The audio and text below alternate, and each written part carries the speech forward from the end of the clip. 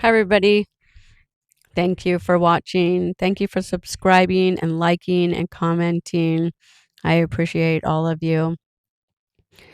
And just to let you know, me and Gus actually do a um, unwrapping, unboxing, showing about our business on Treasure Charm Boutique on YouTube. So we have two channels, and I always usually put it in the description and our shop and our Shopify account, which I'm not sure I'm keeping, but at this point I will, and our eBay. And you can always follow me on TikTok and Facebook and Instagram. And just remember to like, subscribe, hit all the buttons. I appreciate it so much. So today, doing my life stories, I'm going to talk about after my mom and dad divorced. This was after the shelters and after living in the apartments in Tigard. My dad got well. My mom seemed more alive, hanging out with her girlfriends, dating, laughing, and visiting a lot. My dad seemed so much better as well, honestly. He was dating, and his mental health had seemed to be just completely fine. And it was like that for years. So the good parts always outweigh the bad parts. Oftentimes, you're going to hear more of the bad parts than the good parts, but I'm going to try to share as much as I can, both parts of my life. But of course, the dramatic parts of my life, I remember more. Anyway, so my brother is living with my dad. Mostly living with my mom. I do go and stay with my dad here and there. So my mom is with her next husband, Jim, and they met through a girlfriend, someone my mom had actually known since she was a little girl. They had lived on the same block. And during that whole time, my mom was learning about Jim. They found out that they actually, all three of them lived on the same block at the same time. And Jim was about 4 years old. My mom was about 10 because my mom was 6 years older than Jim. And so he was living with one of my mom's girlfriends, and that's how they ended up meeting. So before Jim, she did have a few boyfriends here and there. We lived with this guy named John, and it was fine and everything, but I don't really think that my mom was ever truly in love with him. He was a very good provider for sure. He had two houses, a motorcycle, trucks, well, a truck, a Corvette, and a Trans Am. And while he was a good provider, and I believe that my mom really liked that about him, I don't think she was too excited about other things, or they seemed to get along well. I don't remember a lot of fights or anything. They went on dates, and I remember it being pretty fairly fine. I think their biggest fight was that maybe she had us. I don't know, but they didn't fight in front of us, which was nice. So I believe that, no, I mean, this all happened between the time I was 10 and 12 years old, which seems so weird to me because I feel like it was so much longer than that. It seemed like a lifetime, and it wasn't. It wasn't very long at all. I thought she had been with John for maybe 5 years, but actually it must have been like a year and a half, maybe a year. Hmm, I don't know. I do believe that my mom and Jim were married for about 6 years. And during these 6 years, while he wasn't going through an outright mental health crisis, or he didn't have a medical diagnosis. He definitely dealt with some mental health issues that he buried with drugs and alcohol. He was a totally different type of person than my father. My father was more round and felt cuddly. I could go up to my father and hug him at any time I wanted. But my stepdad, my stepdad, he was more like a male model. He was fit, lean, muscles everywhere, and very good looking. But to me, that felt a little harsh. I was a little more nervous of him, I guess. And just to pause here for a minute, I want to let you know I am terrible with time frames, what age I was, where I was going to school, where I lived. And I really have to run it through my mind a little while before I can figure that part out. Just what happened, when it happened. I remember more of befores and afters. But if you ask me how old I was exactly and what my age was, what date it was, I have no idea. All right, so get back to the story.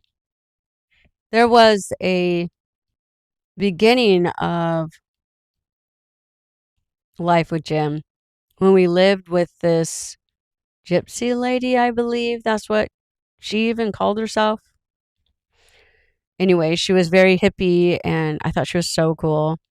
And she wore really flowy dresses and she was very confident in herself, and so calling her like a gypsy lady isn't really trying to be rude or anything.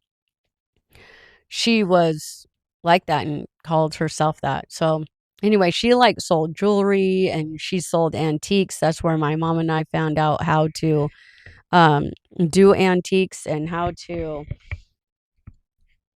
um, like take the paint off all the old paint and redo them, refurbish old antiques. It was really fun. I really enjoyed that. We would refinish them and sell them at some of the same places that the gypsy lady, I'm going to call her gypsy lady, okay, because I don't remember what her name was. Anyway, so she did all these different things. And this is how she was able to like live in really nice houses, because the first house we lived in was in Oregon City. It was very, very beautiful. It was just like beautiful carpets, white plush rug carpets. And I remember even then thinking, oh my word, when I get married, I am going to walk down these steps and I want to like have my husband right there and everything just right here. And that chandelier is just so beautiful and this would be a perfect place. And anyway, so it did. It just everywhere was just gorgeous. And it was an older house, but it was very well kept and is beautiful. We didn't live there very long. I believe my mom and Jim had a bedroom there, and then I had my own room there. But we moved from there pretty quickly and lived with the same lady in a place in Portland in a house that was as well beautiful. It had gorgeous rooms, lots of rooms. I think it had like 10 rooms. Jim and my mom were in the attic. I lived on the main level that had my own, and I had my own bathroom and my own phone. And she had all these other people that lived there as well. So that was really interesting kind of living. Instead of your typical apartment, we shared the kitchen. So we had to put our names on everything. And the grounds were so beautiful. The house itself was like a cottage. And if you've ever seen the cream colored houses with the dark brown wood accents that look like a cottage, that's exactly how this house looked. It had a backyard, gardens, tennis courts. It was surrounded by shrubs, so nobody could actually see into the backyard unless you went. You'd have to go through the fence to see it. It was just really beautiful. So she rented out all these rooms, and that's how we were able to live there. No, it was really kind of nice because it was a uber rich area, and everybody in that neighborhood had amazing, beautiful mansion style houses. I've often actually tried to find this house again just to show my kids where I used to live. I've even looked on Google search and everything. I can't find it. I don't know where it was. But being in this part of Portland, I went to Harriet Tubman. I had a wonderful friend there named Jennifer. I so wish I could find her again as well. She moved to California and her family ended up divorcing and they were a mess, and but we were very close and we did everything together. There's more stories about her soon. I had a really good friend group there as well. We were very close. And at this point, I kind of felt distant from my mom. Like she was there and always, like, we did things here and there together, but I was into my friends and I also felt like she was in a gym. So I focused on my friends and she was with her boyfriend. I can't remember if they were married at this point. It's possible. Maybe not. Anyway, I my mom would call me on the phone at night a lot of times. And a lot of times I was with on calls with my friends. So I'd actually have to like click off of being with them and talk to her and click back on call waiting and all that. And then we had like party calls with all of us on the phone at the same time. We didn't have cell phones, but we had different kind of lines. Probably sound foreign to most people, which is funny. And but I did feel like a third wheel with Jim and her. Often I felt like in the way, that you would if you were first like dating somebody, you wouldn't always want your like child around, I guess. At least that's how I felt. So one time I was I went upstairs to my mom's room and I was trying to find something really cute to wear. All of us kids were going somewhere and we were all going to hang out. And I wanted to find something really cute. Well, this is the 80s. So oftentimes you would wear like a big sweater or a big shirt with some stretch pants and a nice big thick belt. I was very into being trendy. And so I was upstairs looking at my mom's clothes. And most of the time we didn't really pick like the same clothes. I thought she was cute, but I was not going to wear that. And but I was like, you know what? I wonder if my mom has something I can wear because all my clothes are boring. So I went up there and I was digging through her closet and she had a really nice closet. It was like a walk-in closet from their attic bedroom. So I walked in there and I was looking through my mom's clothes and I was just like, and I seen a box and it looked like it was pretty new. And I'm like, oh, mom must have bought a new shirt for herself or something. And she would never really care that much if I wore her clothes, which I didn't do very often, but I looked in that box and I found this beautiful blue sweater. It was like periwinkle blue and it was a knitted sweater and it was just gorgeous. So I put it on. The sleeves were a little long, so I rolled them up and then I was looking in the mirror and I had my stretch pants on. I was looking in the mirror and I was like, oh my word, this is so gorgeous. I'm definitely going to wear this. And I have a black belt that will be perfect with it. And I'll probably wear some black stretch pants. And so I was admiring myself in the mirror and thinking how cute it was and thinking, that's so weird that mom's never wore this and maybe she's saving it for a special occasion, but she won't care if I wear it. It'll be fine.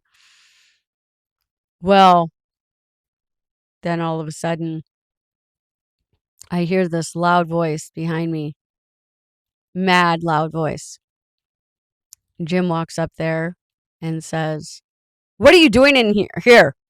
And why are you wearing that?" I turned around and I was so scared that I literally peed my pants. So as pee is draining down my leg, and I'm hoping it's not going to drip all over the floor. And he's mad. And he runs back downstairs, and I'm thinking, yeah, he's going to go tell my mom. I'm not 100% sure why he was so upset about it. I had been in there before getting my mom's clothes, and that was just normal for me to be able to go in my mom's room. But he was mad, and I was peed. So I was like, well, of course I was crying. I ran back into the walk-in closet and grabbed my clothes and threw that sweater off and put my shirt back on and went down the stairs and went into my room and took a shower. I was so humiliated, and I cried in the shower. And I was very upset by the whole situation. And later, and of course I slammed my door and locked it. And I was like, I'm never talking to them again. Like, they're so mean. So later, after I calmed down and I talked to my mom about it, and she said that the reason why he behaved that way was because there was a time during them being together that he was seeing somebody else. And I guess there was a huge fight about it. They must have been married at this point because I believe she said that she wasn't going to marry him. And he talked her into it. But my befuddlement came, why keep the sweater? Why is the sweater still there?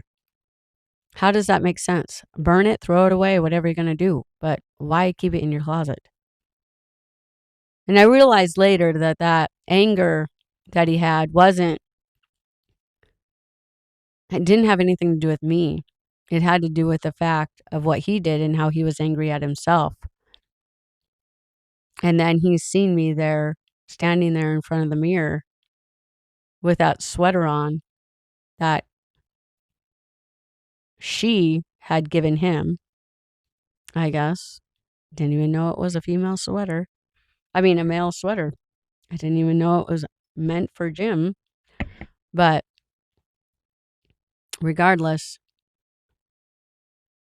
that was his sweater. And he seen me in it. And it brought back all those feelings. And that was why he had been so angry. But like I said, get rid of the sweater. So I'm going to keep going, and I'll be telling you guys all kinds of different stories that I remember and things that had happened. Sometimes it's not always hugely dramatic, although this next story will be. Join me next time when I tell you about how I was 12 years old, thought I was cooler than cool, and also I ran away.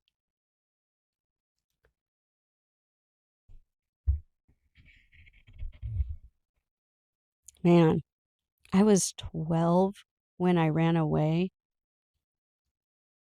Man, I was young. Thank you for listening. Please join me next time. Life stories are just something else, aren't they? Sometimes I can't believe that all these things happen to me.